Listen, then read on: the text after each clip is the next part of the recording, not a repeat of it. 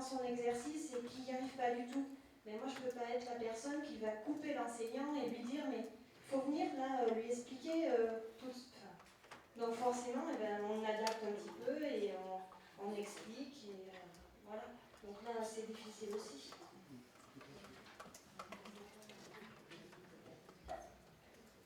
Et puis au bout d'un moment, l'empathie, elle fait qu'on fait à la place.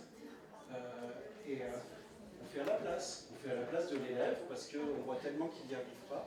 Donc c'est clair qu'on voit là les limites, oui, on voit là les limites des compensations. C'est-à-dire que pour les élèves qui ne peuvent pas suivre la même chose que les autres en même temps que les autres, se contenter de dire à l'enseignant bah, tu fais ton programme, l'AVS adapte, ou l'ordinateur, ou je ne sais pas trop qui, ça ne va pas le faire. Donc effectivement, il faut pas vraiment passer à une logique d'accessibilité de l'école.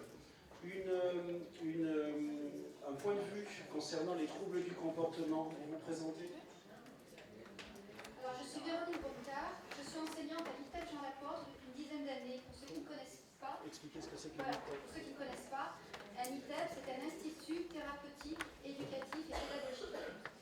En gros, en fait, on accueille des enfants qui présentent des troubles de la conduite et du comportement. On accueille en gros des enfants qui ont déjà épuisé pratiquement les différentes ressources proposées, aussi souvent qui ont épuisé les collègues, leur entourage. Et donc quand je suis arrivée à l'ITEP, il y a une dizaine d'années, nous étions 8 collègues sur le site, avec une moyenne de 10-11 élèves par classe. Nous étions tous en même temps. Chacun travaillait de son côté, c'est-à-dire qu'il y avait le groupe éducatif qui était de son côté, le groupe pédagogique de l'autre, ainsi que le groupe thérapeutique. Et chacun, en fait, pour reprendre le terme de patate chaude, on se balançait, entre guillemets, les enfants. Quand des éducateurs n'en pouvaient plus du matin à l'heure, on les balançait vite fait à l'école, on les avait 6 heures par jour. Et nous, enfin, entre midi et deux, pareil, enfin, c'était vraiment, c'était très très compliqué. Une petite anecdote, j'ai un enfant dans la première année qui est quand même passé à travers la porte de la classe, mais quand je passais à travers la porte de la classe, c'est une porte qui était quand même fermée à clé, à coups de pied et à coups de poing. Pour vous donner un petit peu l'idée de l'environnement. Et donc on a décidé en fait de se travailler ensemble, de trouver des solutions ensemble, on s'est mis autour d'une table tous ensemble, et on s'est dit que c'était plus possible de continuer comme ça. Et là, un véritable travail de partenariat d'équipe s'est instauré. On travaille maintenant complètement différemment. C'est-à-dire qu'en fait, maintenant, il y a un groupe, à chaque groupe éducatif, en gros, il y a 4 éducateurs. Un enseignant est rapproché à un groupe éducatif. Nous avons aussi explosé la structure. Il reste sur le site 3 groupes, donc petit, moyen, grand, et 5 unités délocalisées, ce qui a permis maintenant de disperser les enfants. Sur le site, les enfants sont en internat. Le fait de travailler en équipe, toutes les semaines, nous sommes donc ensemble, on se réunit au moins 3 heures par semaine et on discute à chaque fois, on fait le bilan de tous les enfants. Ça permet en même temps aux enfants de vérifier qu'il y a un lien secret entre nous. Ils vérifient entre chaque partenaire, que ce soit thérapeutique, éducatif, pédagogique, quand il y a un problème, si on a bien parlé de lui. Une petite anecdote aussi, là cette année, j'ai eu l'occasion d'accueillir dans la classe pendant 2 heures des collègues qui passaient donc le 2 CASH. On a passé 2 heures ensemble. Alors plutôt que de leur proposer une séance pédagogique, en concertation avec des jeunes, donc j'appelle, moi j'occupe des moyennes des 12-14 ans, je leur ai proposé un échange verbal avec les jeunes. Ça a été très fructueux dans le sens où en fait les questions étaient posées sur ce qu'ils pensaient de l'ITEP. Est-ce qu'ils voulaient immédiatement retourner à l'extérieur? Et en fait, ce qu'ils en pensaient. Dans un premier temps, par contre, les jeunes que j'accueille cette année, ce sont des jeunes qui arrivent de l'extérieur. Ils ont, la première réflexion qu'ils ont dit, leur est venue, c'est de dire on a besoin de rester sur le site, au moins pour souffler. Et là, on s'occupe enfin de nous. On nous écoute. On est écouté. Et ça, c'est quelque chose d'important. C'est vrai que quand il y a des classes où ils sont noyés parmi 30 enfants, c'est très compliqué. C'est très très compliqué. Et on arrive à les poser. Et enfin, on a vraiment des résultats. C'est-à-dire qu'on a vraiment travaillé sur la concentration, ce qui est très très compliqué pour eux. Et dans un premier temps, quand il y avait 20 minutes, quand on arrivait à les tenir 20 minutes, c'était très compliqué. Là, honnêtement, j'arrive à travailler des fois avec eux pendant même 1h30. D'affilée, sans s'arrêter avec une petite pause, une demi-heure, on reprend pendant 1h30, on fait vraiment un véritable travail. Et c'est vraiment ce travail en équipe. Et je pense que vraiment l'ITEP, d'après ce que j'entends, c'est vraiment une richesse d'avoir tous les partenaires sur le site. Il m'arrive d'être en difficulté, je décroche mon téléphone, j'envoie un mail au pédopsychiatre, au psy ou à l'éducateur. Au plus tard, la demi-journée, j'ai une aide, j'ai une solution. Et c'est vrai que c'est très très porteur. Voilà.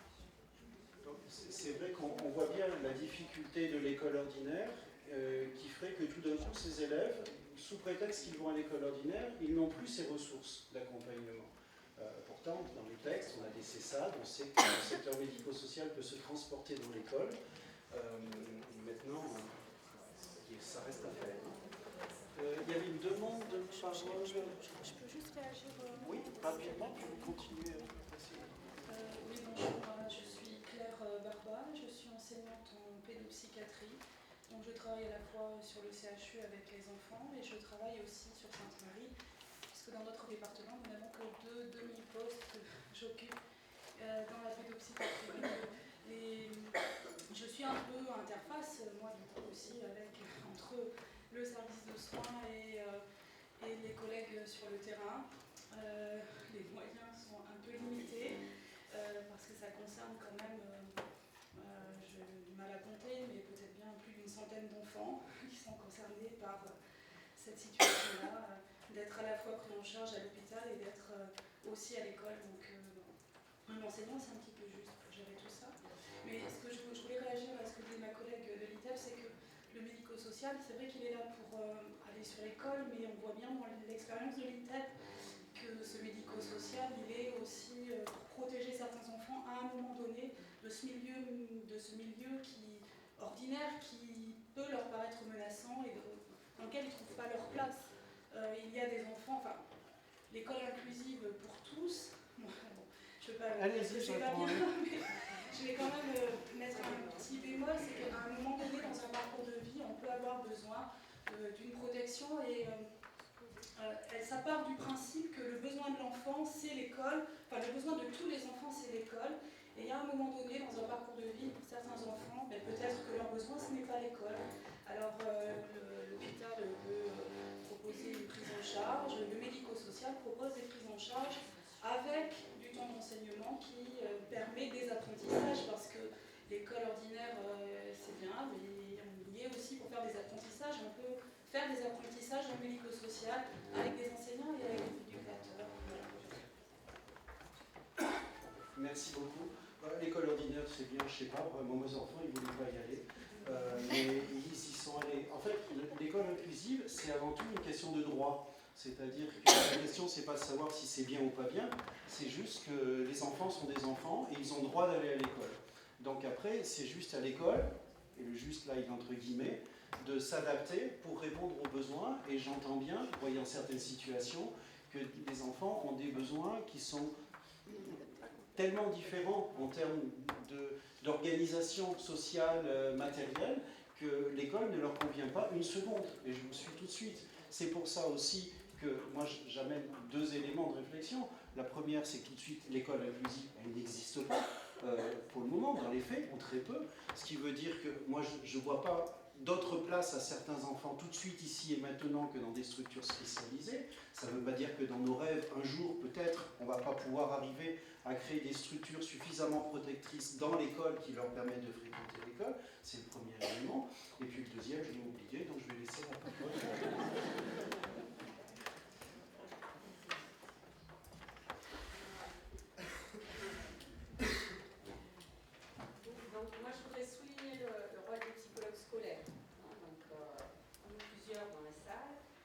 Je pense qu'on a une place privilégiée dans l'interface avec tous les acteurs qu'on a cités. C'est vrai que nous, on a la possibilité de rencontrer les familles individuellement. On peut parler avec un orthophoniste, on peut parler avec un médecin. On peut aussi voir l'enfant dans la classe, l'observer, ce qui est en général toujours accepté par les collègues. Et puis, on peut voir l'enfant dans d'autres situations, évidemment. Et ensuite, je trouve qu'on a une place importante justement pour expliquer à l'ensemble et mettre en commun les informations autour de l'enfant. Moi, j'essaie de travailler avec ça sur mon secteur.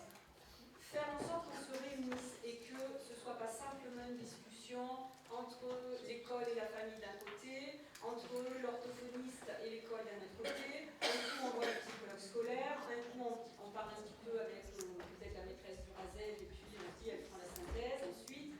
Donc je crois qu'il faut effectivement beaucoup partager l'information, et quand on parlait d'empathie, c'est important de se dire l'empathie, c'est pas l'empathie émotionnelle comme dans son sens premier, c'est souvent comme ça qu'on l'entend.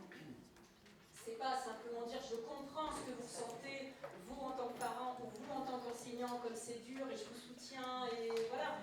Il y a l'empathie cognitive, c'est-à-dire je suis capable de mettre dans votre tête et d'imaginer ce que vous avez compris, mais aussi ce que vous n'avez pas compris et qui s'explique par votre position. Un parent ne ressentira pas évidemment la même chose qu'un enseignant, qu'un médecin, qu'un psychologue. Donc il faut qu'à un moment donné, on fasse tous preuve, oui, d'empathie, surtout cognitive, je pense, et puis qu'on puisse se dire, voilà, on ne s'entend pas et on ne va pas forcément être d'accord, mais c'est normal. Et on n'est pas là ni pour rentrer dans un rapport de force et régler des conflits. On est là parce qu'on a tous des représentations différentes qui s'expliquent parce qu'on a une position dans ce texte qui est différente. Et on a ces représentations-là, on va en parler et on va voir comment on peut partager un peu plus de représentations communes et peut-être aussi construire un projet justement